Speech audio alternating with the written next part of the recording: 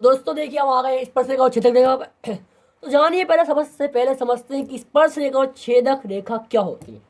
Tangent and secant क्या है ये। देखिए कोई रेखा, सपोज एक वृत्त है, कोई रेखा जो वृत्त को केवल एक बिंदु पर स्पर्श करती है, ये वो बिंदु है और ये रेखा एक जारी है। यदि कोई रेखा वृत्त को केवल एक बिंदु पर स्पर्श करती है तो वह रेखा स्पर्श रेखा कहलाती है। क्या कहलाती है? स्पर्श रेखा। बिल्कुल सिंपल है, बिल्कुल सिंपल भाषा है। देखिए ये रेखा है, वृत्त को सिर्फ एक बिंदु पर टच कर रही है। यदि यहाँ को होती, सपोज यहाँ पर एक बिंदु है ये, और इसको टच कर कर जाती तो ये हो गई स्पर्श रेखा। यहाँ पर किसी बिंदु को टच कर स्पर्श रेखा जा रही है तो वो हो गई स्पर्श रेखा। बहुत ही सिंपल है। यदि कोई रेखा वृत्त को केवल एक बिंदु पर स्पर्श करके जाती है तो वह रेखा स्पर्श रेखा कहलाती है। जो सिर्फ वृत्त को एक बिंदु पर स्पर्श कर रही है, छू रही है एक बिंदु पर, ये नहीं है कि पूरी वृत्त से अलग जा रही है, वृत्त को एक बिंदु पर छू कर जा रही है, वह क्या कहलाती है? स्पर्श रेखा कहलाती है। और वह बिंदु, ये हो गई हमारी स्पर्श रेखा जो वृत्त को केवल एक बिंदु पर स्पर्श करती है। बिल्कुल याद रखिएगा। और वह बिंदु जो वृत्त को स्पर्श करता है स्पर्श बिंदु कहलाता है। क्या कहलाता है? स्पर्श बिंदु कहलाता है। दोस्तों बिल्कुल याद रखना आपको। वह रेखा जो वृत्त को केवल एक पॉइंट या बिंदु पर स्पर्श करके जाती है वो स्पर्श रेखा कहलाती है। और वह बिंदु जो वृत्त को सिर्फ एक पॉइंट पर स्पर्श करता है स्पर्श बिंदु कहलाता है। और एक होता है छेदक रेखा। बहुत पढ़ा होगा आपने, बहुत सुना होगा, नहीं पढ़े होगे तो, नहीं भी पढ़े हो तो अब पढ़ लियो। अब कोई हिम्मत नहीं करेगा आपको डराने की स्पर्श रेखा और छेदक रेखा के नाम से। बिल्कुल सिंपल तरीके से आप करने वाले हैं। सपोज ये एक वृत्त है, थोड़ा टेढ़ा बन गया है, हाँ ये एक वृत्त है, ये लाइन नहीं है, ठीक है। ये एक वृत्त जा रहा है, इसका केंद्र ओ मान लिया हमने। यदि कोई रेखा आती है और वृत्त को छेद कर चली जाती है, क्या कहते हैं? छेद कर चली जाती है। मतलब छेद कर चले जाने का मतलब है आर पार कर जाती है। यहाँ से आई और यहाँ पार कर गई, पूरा अंदर तक गई। ये नहीं है कि पूरा बस स्पर्श करार निकल गई, नहीं, पूरा आर पार कर गई। सपोज ये है ए पी सी डी, तो ए पी सी डी क्या है? ए पी सी डी एक छेदक रेखा है क्योंकि वो छेद कर चली गई या आर पार कर गई। तो समझिए आप, यदि कोई रेखा वृत्त को आर पार कर जाती है तो वो छेदक रेखा कहलाती है। अब जानिए इसके महत्वपूर्ण बिंदु या तो देखिए दोस्तों, यदि एक सर्कल है, सपोज ये एक सर्कल है जिसका केंद्र ओ है, बाहर से कोई बिंदु पी है, इस पी से एक स्पर्श रेखा जा रही है। क्या कर रही है? स्पर्श रेखा जा रही है जो वृत्त को टी बिंदु पर स्पर्श कर रही है। क्या कर रही है? टी बिंदु पर स्पर्श कर रही है। बाह्य बिंदु कोई पी था जिससे एक स्पर्श रेखा निकली और वृत्त को टी बिंदु पर स्पर्श करके चली गई। और इसी बाह्य बिंदु से एक छेदक रेखा निकली जो वृत्त को ए बी पर छेद कर निकल गई। क्या करी? वृत्त को ए बी पर छेद कर चली गई, आर पार कर गई।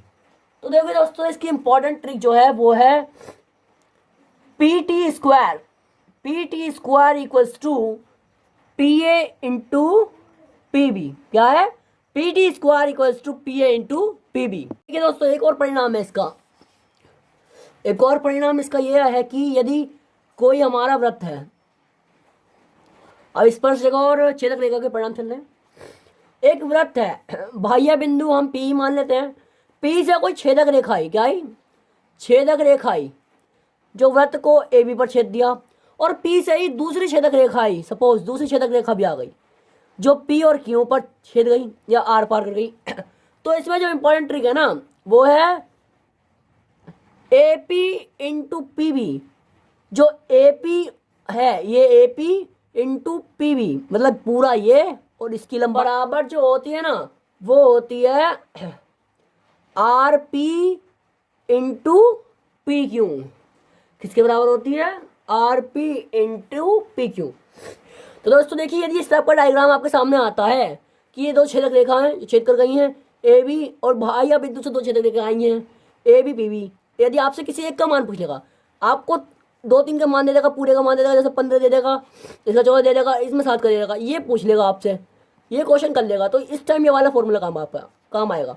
इसे हमें याद रखिएगा, यदि इस टाइप का डायग्राम आए तो आपको सिंपल करना है A P into P B or P into P Q, ये सिंपल फॉर्मूला आपको अपनाना है।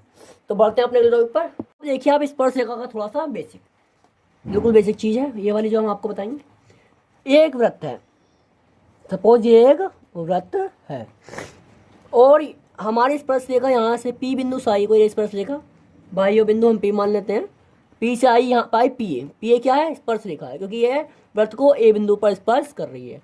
और इसी बिंदु से यहाँ पर आ गई दूसरी स्पर्शरेखा पी बी, तो ये क्या हो गई, बी बिंदु पर स्पर्श कर रही है, पी बी हो गई स्पर्शरेखा। ये दोनों हमारी स्पर्शरेखा हैं। तो दोस्तों ये दोनों बिल्कुल समान होंगी, मतलब पी ए बराबर पी बी होगा, मतलब वृत्त की दो स्पर्श रेखाएं समान होती हैं जो किसी एक ही बिंदु से आ रही हो। ये भी इंपॉर्टेंट है, किसी एक बिंदु से आने वाली स्पर्श रेखाएं समान होती हैं वृत्त की। यदि हम यहाँ पर लाइन ड्रॉ कर दें और यहाँ पर भी एक लाइन ड्रॉ कर दें, तो यहाँ पर जो कोण बनेगा ना वो 90 डिग्री का बनेगा। कितने डिग्री का बनेगा, 90 डिग्री का कोण बनेगा। यहाँ पर जो कोण बनेगा, सपोज ये ओ मान लेते हैं हम इस केंद्र को, कोण बना हमारा ओ बी पी या ओ ए पी, जो होगा 90 डिग्री का कोण होगा। कितने डिग्री का होगा, 90 डिग्री का कोण होगा, क्योंकि केंद्र होता है, केंद्र से स्पर्श बिंदु को मिलाने वाली जो रेखा होती है वो 90 डिग्री पर होती है। किस पर होती है, 90 डिग्री पर होती है। केंद्र से स्पर्श बिंदु, ये स्पर्श बिंदु तो हमारा, इसको मिलाने वाली रेखा 90 डिग्री पर होती है। ये बिल्कुल याद रखिएगा आप, बहुत ही कॉमन चीज। और यहाँ पर सपोज हमने एक लाइन ड्रा कर दी, तो ये जो आपका होगा ये 180 डिग्री का होगा, ये हाफ होगा, ये हाफ होगा। तो इसमें से आप जैसे यहाँ पर हमने दे दिया 80 डिग्री, तो ये कितना हो गया, ये 100 डिग्री हो गया। यहाँ पर दे दिया आपने 120 डिग्री, तो ये 60 डिग्री हो गया। ये दोनों टोटल 180 डिग्री होता है। तो बढ़ते हैं दोस्तों अपने अगले टॉपिक पर। तो दोस्तों देखिए, यदि कोई वृत्त है, सपोज हमने एक वृत्त खींच दिया, एक वृत्त खींच दिया, उसके अंदर कोई दो जीवाएं हैं। सपोज ये एक जीवा है ए बी और हमें एक दूसरी जीवा मान ली सी डी मान ली, ठीक है। ये दो जीवाएं हैं, क्या है, जीवाएं, व्यास नहीं है दोस्तों, क्या है, जीवाएं। इस बिंदु को जो हमने काट रहा है क्रॉस सेक्शन, इसे पी मान लिया। यदि दो जीवाएं इस प्रकार काट रही हैं तो वृत्त की दो जीवाएं यदि वृत्त के अंदर मिले तो उनका फॉर्मूला ये होता है, जैसे आपको किसी तीन का मान दे देगा, ये चार है ना, चार बन गई। अगर आप अलग अलग कर दें, A P P B C D O P D और सी पी, ये चार हो गए।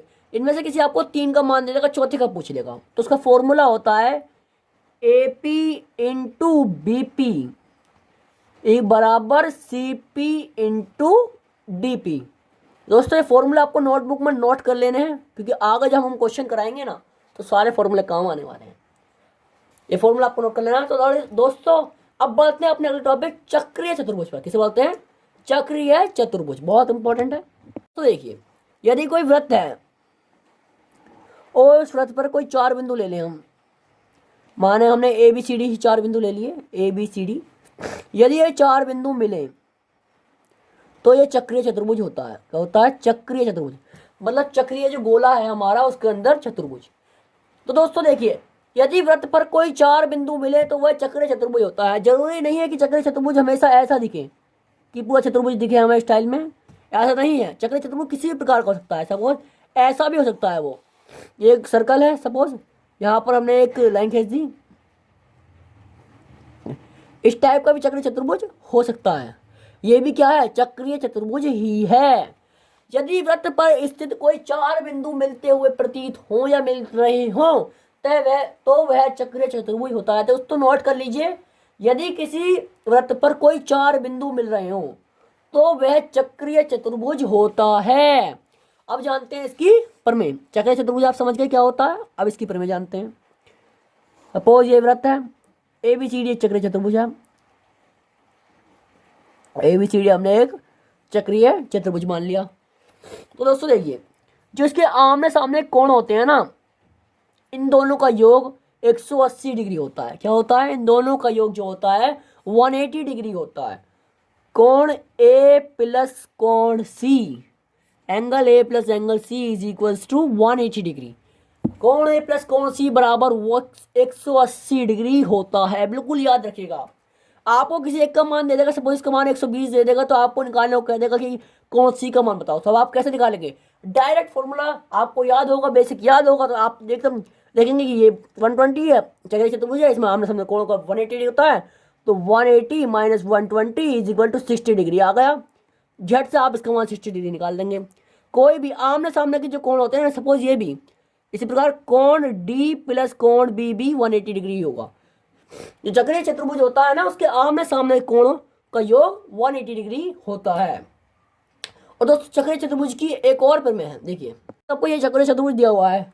यदि हम इस लाइन को आगे बढ़ा दें, आपको ये वाला कोण दे दिया कोण आपको, इसे क्यों मान लेते हैं, बी सी क्यू कोण दे दिया आपको, कोण बी सी क्यू दे दिया 10 डिग्री, क्या दे दिया 10 डिग्री दे दिया, और आपसे पूछ लिया ये वाला कोण ए। दोस्तों जो बाह्य कोण होता है, इसकी पर में यह नोटबुक में नोट कीजिए, बाह्य कोण अंतः कोण के सम्मुख कोण अंत कोण के सामने वाले कोण के बराबर होता है। जो बाहर का कोण होता है वो अंदर वाले कोण की जो सामने कोण है उसके बराबर होता है। बिल्कुल लिख लीजिए, याद कर लीजिए, जो बाहर वाला कोण होता है वो अंदर वाले कोण के सामने वाले कोण के बराबर होता है। मतलब कोण ए इक्वल्स टू कोण बी सी क्यू, कोण ए बराबर कोण कितना हो गया बी सी क्यू। इसी प्रकार यदि यहां पर एक लाइन ड्रॉ कर देता ये, और यहां पर हमें कोण दे देता कोण 50 डिग्री, तो हम कैसे करते हैं, इसका हम देखते हैं कि इसके अंदर वाला कोण कौन सा है, इसके अंदर ये है, उसके सामने कौन सा है, बिल्कुल ये, तो इसका मान कितना हो जाता है 50 डिग्री। तो देखिए अब हम आपको बहुत ही इंपॉर्टेंट बताने वाले हैं। सपोज एक सर्कल दिया है हमें, बहुत ही इंपॉर्टेंट पैर में कहिए कुछ भी कहिए, पर आपके लिए ट्रिक है। क्या है आपके लिए ट्रिक है, लाजवाब ट्रिक है। मतलब सवाल को आप एक एक सेकंड में चुटकियों में सॉल्व करेंगे, देखते ही सॉल्व। एक वृत्त है, उसका व्यास दिया हुआ है हमें ए बी, क्या कहा है, एक वृत्त दिया है और उसका व्यास दे दिया हमें ए बी। तो ए बी द्वारा जो हमने ऊपर त्रिज्यखंड बनाया, क्या बनाया, ए बी द्वारा हमने त्रिज्यखंड बनाया, कोई कोण बनाया, क्या बनाया, कोण बनाया, कोई सा बनाया, सपोज यहाँ बनाया या यहाँ बनाया या सपोज यहाँ ही बनाया, तो ये सभी कोण समान होते हैं और 90 डिग्री पर होते हैं। क्या होते हैं, ये सभी कोण जो होते हैं ना दोस्तों 90 डिग्री पर होते हैं। मतलब इनकी आपको वैल्यू निकालने की जरूरत ही नहीं है, ये सभी कोण किस पर होंगे 90 डिग्री पर होंगे। कहते हैं, लिखिए आप नोट्स बना रहे हैं तो, व्यास द्वारा परिधि पर बनाया गया कोण 90 डिग्री का होता है। मतलब व्यास द्वारा परिधि पर आप कोई सा भी कोण बना दीजिए, किसी भी डायरेक्शन में बना दीजिए, पर व्यास द्वारा बनाएंगे तो वो कोण हमेशा 90 डिग्री का होगा। और एक महत्वपूर्ण प्रमेय ये भी है कि मतलब एक कोई वृत्तखंड है, सपोज ये है, ये सपोज एक वृत्तखंड है, हम इसी बिंदु से अगर कोई दूसरा त्रिज्याखंड खींच दें या दूसरा कोण बना, सपोज यहाँ पर हमने कोण बनाया, यहाँ हमने कोण बनाया इसी वृत्तखंड से, पर इसी जो हमारा ये वृत्तखंड है ना, इसी वृत्तखंड से हम कोण बना रहे हैं, ये कोण बनाया हमने, ये कोण बनाया और ये भी कोण बना दिया हमने इसी वृत्तखंड से, तो ये सभी कोण क्या होंगे, समान होंगे, 90 डिग्री नहीं होंगे, सिर्फ समान होंगे। क्योंकि किससे बने हैं, ये बने हैं वृत्तखंड से, हमारे चाप से बने हैं, कह सकते हैं चाप से बने हैं। इस चाप द्वारा बनाए गए परिधि पर सभी कोण समान होते हैं और व्यास द्वारा परिधि पर बनाया गया कोण हमेशा 90 डिग्री का होता है। तो बहुत ही महत्वपूर्ण प्रमेय है दोस्तों, भूलिएगा नहीं, बिल्कुल भूलने की बात नहीं है, बहुत ही इंपॉर्टेंट है, बहुत ही सरल है याद रखने के लिए।